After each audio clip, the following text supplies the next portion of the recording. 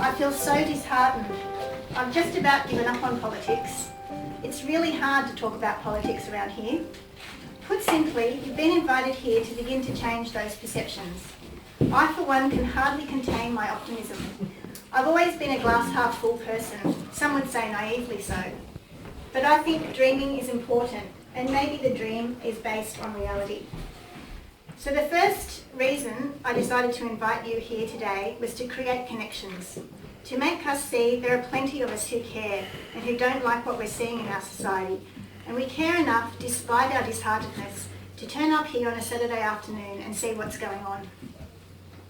There is power in numbers, there is power in connections, and there is power in communities. And when we look around the northern beaches, and I'm sure it is the same up along the lower North Shore, for those of you that have come from there, what we see are a hell of a lot of good people. You only need to check out the local paper to see that we do community really well. Every day there's someone starting a new initiative helping someone in need or to help the environment in some way. I've lived on the northern beaches my whole life, and what I see is a whole lot of people, regardless of their politics, if they have any, being good people. I do believe the majority are trying to do their best for others on a personal level. They all love the environment too. I think that's one thing you can say about people who live near the water. We are all environmentalists. Some of the people just don't realise it yet. So among all of these people doing good, somehow politics has got lost along the way. It has become a dirty word, and that's exactly how the politicians like it. They want people to be disengaged. They want people to feel hesitant about talking about politics in company. They don't want ordinary people to get involved or to understand how things work. But politics is of and for the people. It shouldn't be a dirty word. It's supposed to be the thing that acts in our interests. It's supposed to be the thing that makes sure we have a healthy planet, healthy oceans, that our cities are great places to live in, and that our communities function well. It is up to us to make politics something for the ordinary person again. It's not about Tony Abbott or Bronwyn Bishop or Joe Hockey. Those people have become irrelevant.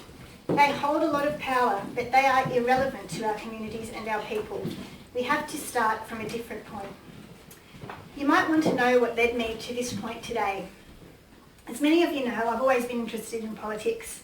Like many of you, when I see injustice, when I see environmental vandalism, when I see the world's most vulnerable being treated unfairly, with cruelty, and in a manner that contradicts treaties we have signed and freedoms we have fought for, and when I see our political processes facilitating this, I do stand up. For most of my life, but especially the last few years, I've written letters, signed petitions, started Facebook groups, marched, met with MPs, including our own Tony Abbott. I've done whatever I could to try to take my part in the democracy we live in, thinking in my naive manner that it would have an impact. But as we've seen, things are not improving. It has all just resulted in a sense of powerlessness. Looking back, I can see a seed was planted in my mind back in 2004 when I read the book Not Happy John by Margot Kingston, the Sydney Morning Herald journalist. It was a time of when secrecy and deception were becoming entrenched in our political system. The Iraq War, weapons of mass destruction, and the Tampa children overboard were cases in point. I was working in a bookshop at Manly at the time, and we invited Margot to come and speak about her book. I remember it was a cold weeknight. At the time, I had 3 small children, had overseas students living with us, was running our family business and working in a bookshop. As well as that, I was doing all the things a lot of mums do, helping at the school, managing kids' sports teams, getting involved in community things, you name it. I was pretty busy. So I felt pretty good about myself going out on a cold weeknight to hear Margot speak about her book. Now, I had been to a lot of authors' events, and one thing they all had in common was a sense of graciousness. They all seemed genuinely humbled that people came to hear them talk. Not Margot.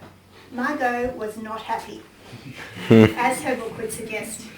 And the way she spoke to us, and a few of you were there that night, you could have been forgiven for thinking the title of her book was Not happy white privileged North Shore types, with a subtitle, "It's not good enough to pat yourselves on the back for reading my book and coming to hear me speak. Why don't you get off your asses and do something?" So finally, after 11 years, I've got my act together and I'm trying my best to do what Margot said. I've been gathering like-minded people for a couple of years now, not really knowing where we were headed, but knowing that there was strength in us all being connected.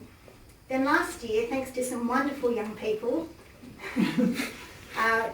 people who have worked incredibly hard and have been incredibly committed to fixing politics and starting the process to make our country great again, the Australian Progressives were formed. I can hardly contain my optimism. I'll let Vinay tell you a bit more about that in a minute. But can I just go back to Margot for a minute? Because when she said that about us getting off our asses, there was a dear friend of mine who must have felt a little bit miffed. Were you there that night, Deb? I thought you were, but anyway. I tell this story whenever anyone says to me, and they say it to me all the time, "We'll never get rid of Tony Abbott. It's such a safe Liberal seat and everyone votes for him." You see, my friend had got off her bum 3 years earlier in the 2001 election. She made the decision, despite having small children and a hectic life, to give up a fair chunk of her year to become the campaign manager for Dr. Peter McDonald, the very well-respected local GP, ex-state independent MP and ex-Manly councillor.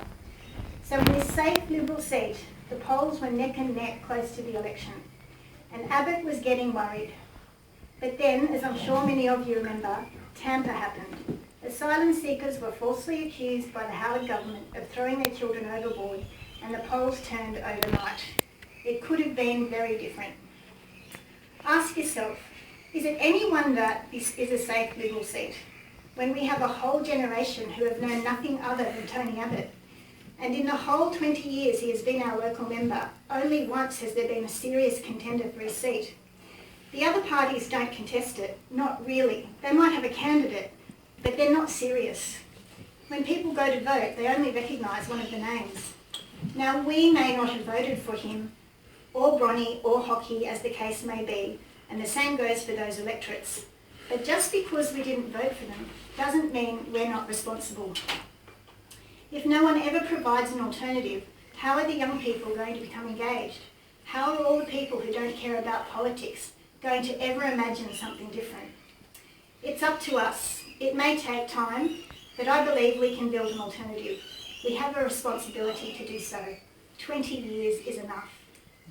The Australian Progressives are about empowering people to once again be engaged with our political systems, to no longer feel disheartened, to re-energise. We want to do this from the ground up.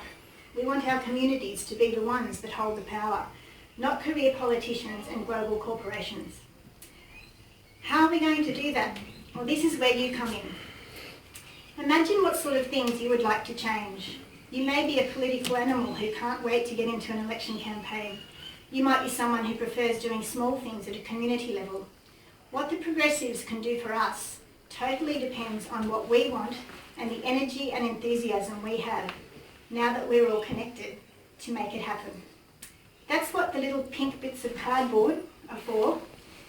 Please write your ideas, dreams, big and small, of how you think we can make a better society. Before I invite Vinay, our founder, our president and chief dream maker, let me leave with you a quote from the famous anthropologist Margaret Mead. I'm sure it's one you're all very familiar with. In fact, it's a favourite of our local environmental group, the Kalka Lagoon Friends, but it's always so good to hear it on occasions such as this.